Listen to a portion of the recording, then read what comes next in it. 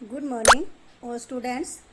आज मैं आपको 10th क्लास में हिंदी का आपका चैप्टर नंबर 13 करवाने जा रही हूँ, जिसका नाम है मानवीय करुणा की दिव्य चमक, और जिसके लेखक का नाम है सर्वेश्वर दयाल सक्सेना। इसमें लेखक ने मानवीय करुणा की दिव्य चमक में फादर फुल्के यानी कि फादर कामिल फुल्के उनके जीवन का वर्णन किया है। फादर का जन्म तो यूरोप में हुआ था, लेकिन उन्होंने भारत को ही अपनी कर्म भूमि माना।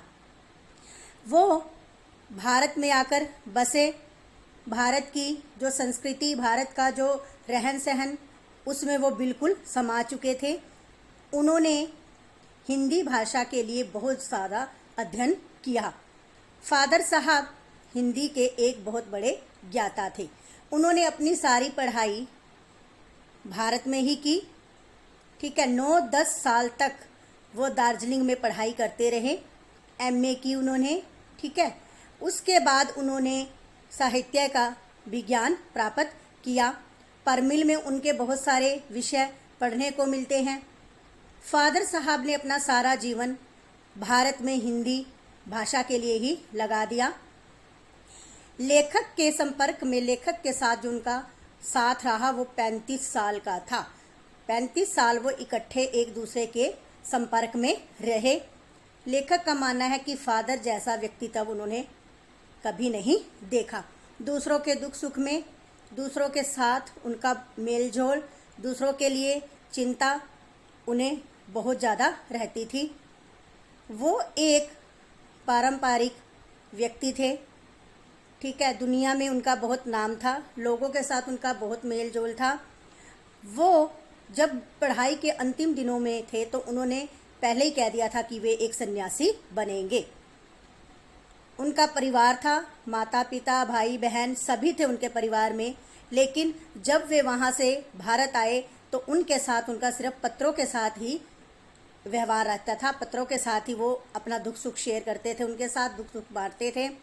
भाई, एक बड़ा भाई पादरी बन गया, एक भाई उनका पिताजी के कारोबार में लग गया, एक बहन थी।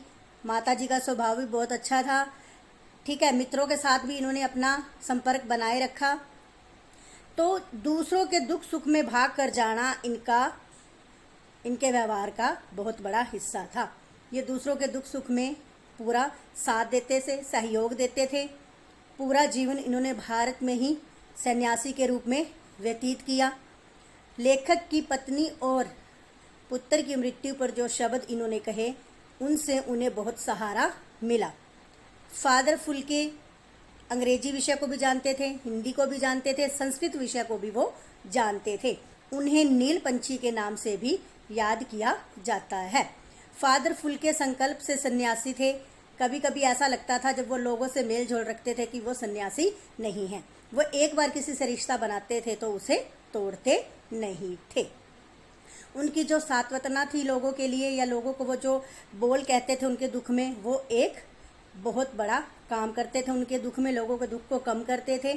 ठीक है, तो जब उनके व्यवहार से लोगों को बहुत ज़्यादा खुशी मिलती थी। फादर फुल्के 47 वर्ष तक भारत में रहे और 73 वर्ष तक वो जीवित रहे। जब जिंदगी के अंतिम दिन थे तो उस टाइम वे दिल्ली में थे। दिल्ली में वो एकदम अचानक बीमार हुए और उनका स्वर्गवास हो गया। तो उनका जो क्रियाक्रम है वो मसीही के लोगों के द्वारा किया गया। उन्हें कब्र में लेटाया गया और पादरियों ने ये बोल कहे कि ये तो एक भारत रत्न थे, ऐसे रत्न धरती में समाए और धरती से ही ऐसे रत्न उपजे, ऐसे रत्न धरती से ही निकलते हैं। फादर फुल्के ने बहुत सारा सहयोग अपने जीवन में भारत के लिए दिया, भारत की हिंदी भाषा को दिया। ठीक है, लोगों के बीच उनको अब भी बहुत आदर सम्मान से याद किया जाता है। वो एक ऐसे वृक्ष बन के खड़े हैं कि जिनकी छाया में सभी पल रहे हैं, सभी उनके ज्ञान से ऊपर उठ रहे हैं, सभी उनके ज्ञान से ऊंचाइयों को छू रहे हैं। तो ऐसे पवित्र ज्योति को बार बार नमन किया जाता है। ये लेसन है बेटा, इसको अच्छी तरह और रीड करो, ठीक है। आशा है समझ आया होगा लेसन।